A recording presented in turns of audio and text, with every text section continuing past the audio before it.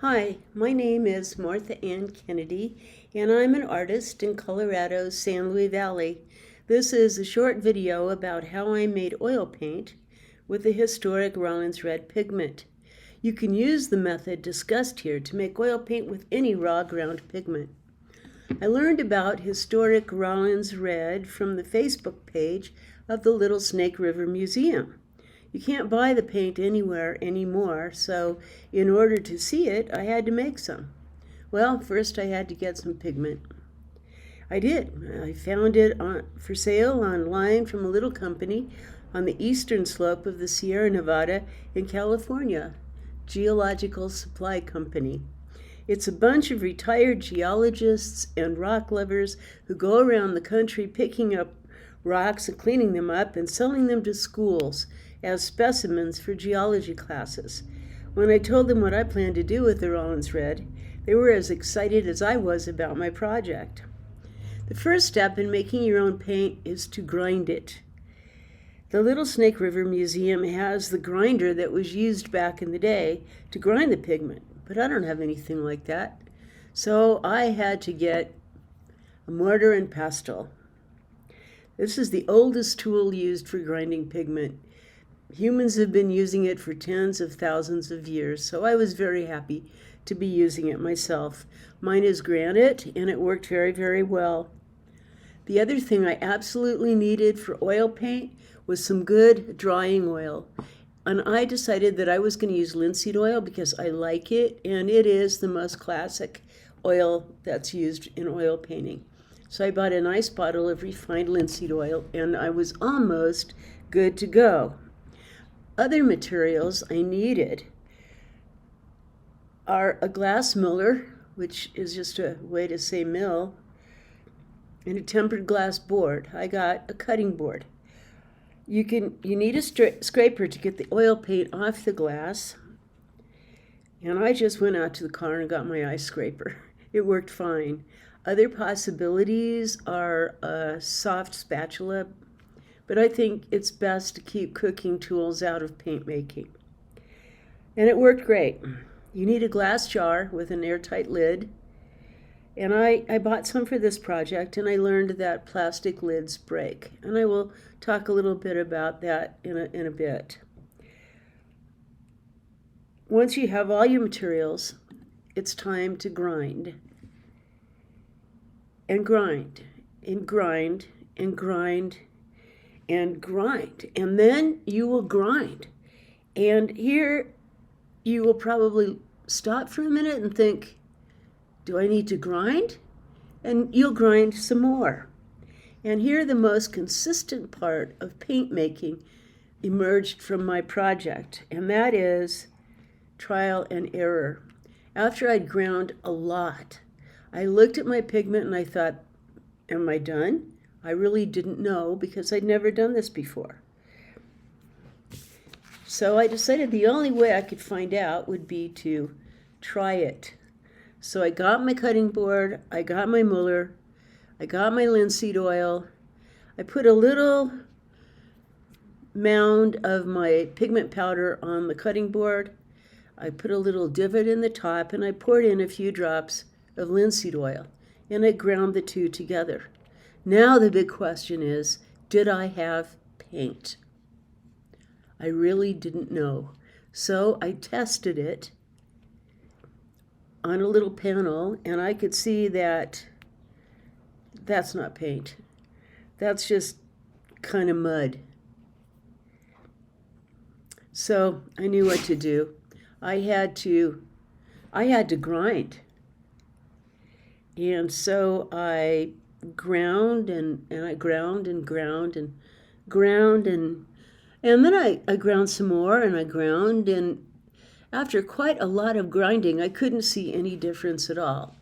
And I realized there had to be some difference because I'd ground a lot more. And even if I couldn't see it, the only way I could find out would be trial and error. So I put a little mound of that pigment on my glass board, and I poured a few drops of linseed oil into it, and I ground them together on the cutting board with a muller. And it looked different. So then the big question was, did I have paint. The only way to find out was to try. So I scraped all of this together into a little pile on my cutting board, and it looked like paint. Well, I was excited. I was happy. I was dancing around the house and singing, "Oh my God, I made it. I made oil paint. I made oil paint." And my dogs thought I was out of my mind, but I think they think that a lot. So the final test of whether this was paint or not would be to paint with it. So I got that panel and I cleaned off the mess and I started to paint. The color told me what I would paint. And obviously I saw Monument Valley in the pigment and in the texture. Any oil paint that you make by hand will be grainier and less homogeneous and smooth than commercial oil paint. But for this particular thing, I thought that was beautiful. What could be better for painting sandstone formations than this grainy pigment? Before long, I had a painting that I absolutely loved it because I had made it with my own paint.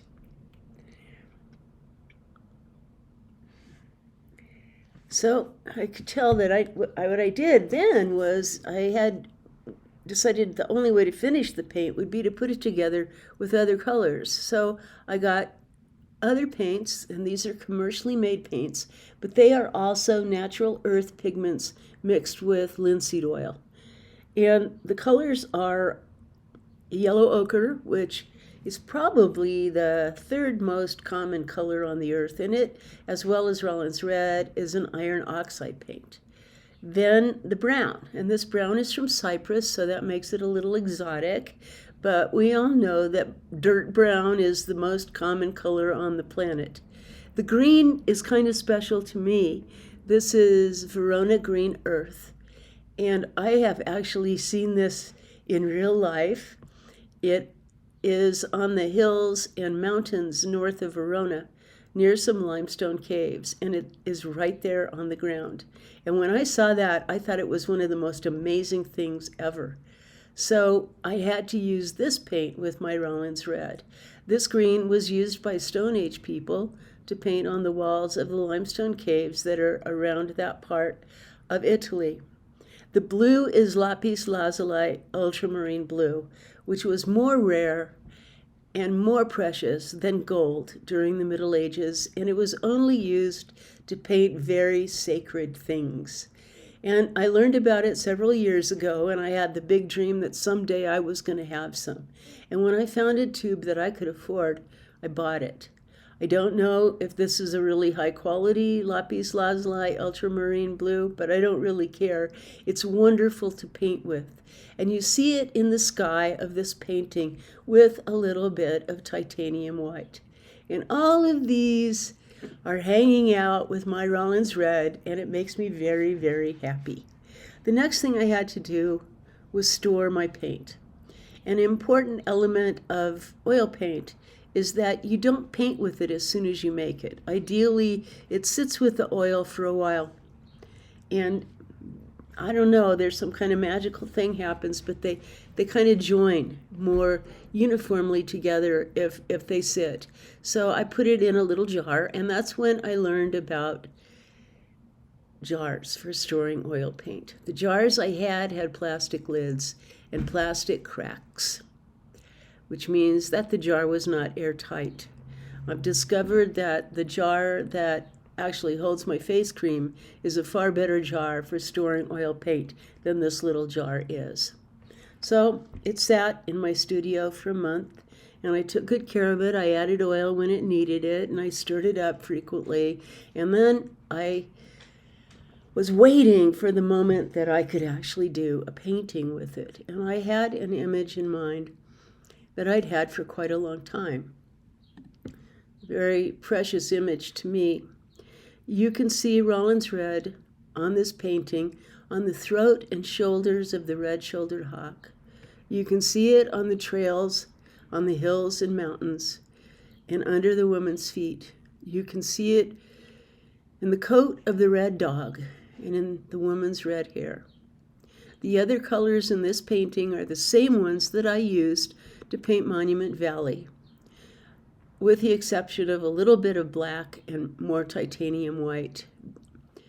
The only non-earth pigments in this painting are in the woman's shirt, her bandana, and her socks. The name of this painting is Joy. And that is basically how to make oil paint with any ground pigment that you might have.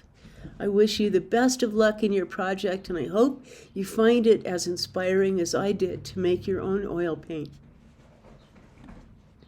Thank you so very much.